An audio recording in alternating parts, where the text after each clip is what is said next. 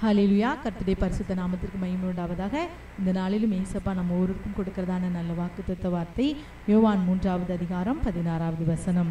தேவன் தம்முடைய ஒரே பேரான குமாரனை விசுவாசிக்கிறவன் எவனோ அவன் கெட்டு போகாமல் நித்திய ஜீவனை அடையும்படிக்கு அவரை தந்தருளி இவ்வளவாய் உலகத்தில் அன்பு கூர்ந்தார். ஆமென். இன்றைக்கு கர்த்தராகிய இயேசு கிறிஸ்து உலகத்தில் இவ்வளவாய் உலகத்தில் அன்பு கூர்ந்தார். எப்படி அன்பு கூர்ந்தார்?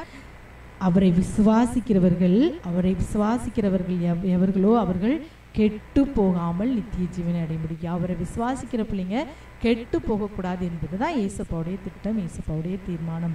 இன்றைக்கு நீங்கள் ஏசப்பாவை விசுவாசிக்கிற பிள்ளைகள் தானே, நீங்கள் ஒரு நாள் கெட்டு போக மாட்டீங்க, ஒரு நாள் உங்களுக்கு கேடு வராது. இன்றைக்கு அநேகர் இன்னைக்கு ஒருவேளை கேட்டுட்டு இருக்கிற நீங்களும் கூட என் வாழ்க்கையில் ஏதோ ஒரு கேடு சம்பவித்து விடுமோ அப்படின்னு சொல்லி ஏதோ ஒரு காரியத்தை குறித்து பயத்தோடு கலக்கத்தோடு இன்னைக்கு நீங்கள் இருக்கீங்களா? அருமையான தேவனுடைய பிள்ளைகளே, இன்றைக்கு கர்த்தர் சொல்றார் பாருங்க, நீங்கள் அவரை விசுவாசிக்கிறதுனால் உங்கள் வாழ்க்கையில் ஒரு கேடு வராது என்று இன்றைக்கு வாக்கு கொடுக்கிறார்.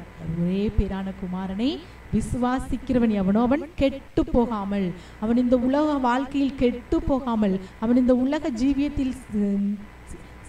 ஜீவியத்தில் கெட்டு போய் விடாதபடி நித்திய ஜீவனை அடையும்படிக்கு, கேடு வராதபடி நித்திய ஜீவனை அடையும்படிக்கு அவரை தந்தருளி இவ்வளவாய் உலகத்தில் அன்பு கூர்ந்தாராம். உலகத்தில் இவ்வளவாய் அன்பு கூர்ந்தார் என்று பார்க்கிறோம். ரோமர் 5:6 பாருங்க, நாம் பாவிகளாயிருக்கையில் கிறிஸ்து நமக்காக மரித்ததினாலே தேவன் நம்மேல் வைத்த தமது அன்பை விளங்க பண்ணுகிறார். பாவிகளாய் நாம் இருக்கும்போது நமக்காக இயேசு கிறிஸ்து மரித்தார். அதனால அவர் நம்மேது வைத்த அன்பை விளங்க பண்ணினார். நம்மேது வைத்த அன்பினாலே அவர் நமக்காக என்ன செய்தாரா?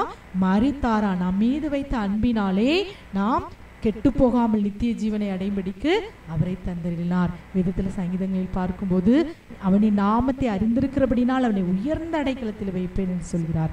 இங்க பாருங்க, நீ என்னை விசுவாசிக்கிறதுனால் நீ கெட்டு போக மாட்ட, உனக்கு நான் நித்திய ஜீவனை கொடுக்கிறேன் என்று வாக்கு கொடுக்கிறார். ஆகவே அவருடைய நாமத்தை அறிந்த நீங்கள், அவரை விசுவாசிக்கிற நீங்கள், அவரை விசுவாசித்து அவரை சொந்த இரட்சகராய் ஏற்றுக்கொண்டு அவருக்காக வாழ்கிற நீங்கள் ஒரு நாள் கெட்டு போக மாட்டீங்க. நீங்க கெட்டு போகக்கூடாது என்பதற்காக தான் ஏசப்பா இந்த உலகத்திலே மனுஷனாய் வந்தார்.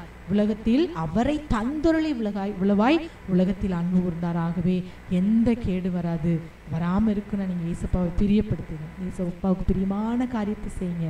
உங்கள் வாழ்க்கையில் எந்த கேடு வராதபடி அவர் உங்களை கெட்டு போகாதபடி நித்திய ஜீவனை அடையும்படி உங்களோடு கூட இருப்பாராகவே. இப்பொழுது ஜெபிக்கலாமா? ஏசப்பாவை நாங்கள் நன்றியோடு ஸ்தோத்திரிக்கிறோம். இந்த நல்ல வேலைக்காக ஸ்தோத்திரம்ப்பா.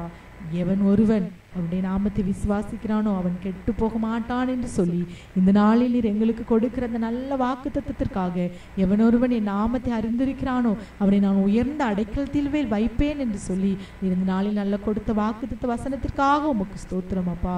இந்த வேளையிலும் இயேசுவை உண்மை விசுவாசிக்கிற அப்பா, உண்மை விசுவாசித்து ஜெபிக்கிற ஒவ்வொரு பிள்ளைகளுடைய வாழ்க்கையிலும் எந்த கேடும் வராதபடி நீர் காத்துக்கொள்ளுங்க தகப்பனே. அப்பா உம்மை ஸ்தோத்திரிக்கிறோம். பயப்படாதபடி கலங்காதபடி என் வாழ்க்கையில் எந்த கேடும் வராது என்று சொல்லி உண்மையில் விசுவாசம் உள்ளவர்களாய் இந்த நாளில் வாழ வளர நிற்கிறதை செய்யுங்க. சகல துதிகான மகிமை உமக்கே செலுத்துகிறோம். இயேசுவின் நாமத்தில் ஜெபிக்கிறோம் எங்கள் நல்ல பிதாவே. ஆமேன், ஆமேன்.